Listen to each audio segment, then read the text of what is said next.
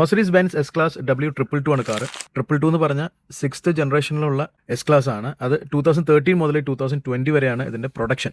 ഈ കാറിന്റെ complaint ക്ലസ്റ്ററിൽ ബ്രേക്കിന്റെ warning light വരുന്നുണ്ട്. അപ്പോൾ ഡയഗ്നോസ് ചെയ്തപ്പോൾ ഡയഗ്നോസിംഗ് ട്രബിൾ കോഡ് പറയുന്നത് ബൂസ്റ്റർ വാക്യൂം പ്രഷർ സെൻസറിന്റെ ഇലക്ട്രിക്കൽ ഫോൾട്ട് ആയിട്ടാണ്. അത് മെഷേർഡ് ഫോൾട്ട് ഒന്നും അല്ല, ഇലക്ട്രിക്കൽ ഫോൾട്ട് ആണ്. അപ്പോൾ അതുകൊണ്ട് തന്നെ സെൻസർ റീപ്ലേസ് ചെയ്തു. Now everything is working properly.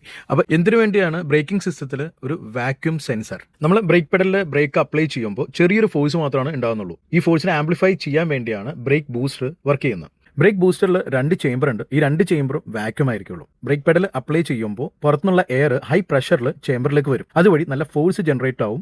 അതുവഴി മാസ്റ്റർ സിലിണ്ടറിന്റെ പിസ്റ്റൺ മൂവ് ആയി ഫ്ലൂയിഡ് നേരെ ബ്രേക്കിംഗ് സിസ്റ്റത്തിലേക്ക് പോകും. ബ്രേക്കിംഗ് സിസ്റ്റത്തിന്റെ ഇനീഷ്യൽ സ്റ്റേജ് ആണ് ബൂസ്റ്റർ. ഈ ബൂസ്റ്ററിൽ തന്നെ വാക്യൂം വളരെ ഇമ്പോർട്ടന്റ് ആയിട്ടുള്ള ഒരു ഘടകമാണ്. ഇപ്പോൾ വാക്യൂം ഇല്ലാത്തൊരു കണ്ടീഷനിൽ നമ്മൾ ബ്രേക്ക് അപ്ലൈ ചെയ്യുമ്പോൾ ഭയങ്കര ഹാർഡായിട്ട് ഫീൽ ചെയ്യും, അല്ലെങ്കിൽ ഭയങ്കര സ്റ്റിഫ് ആയിരിക്കും. ഈ ഒരു വാക്യൂത്തിന്റെ പ്രഷർ മോണിറ്റർ ചെയ്യാൻ വേണ്ടിയാണ് booster vacuum pressure sensor use ചെയ്യുന്നത്.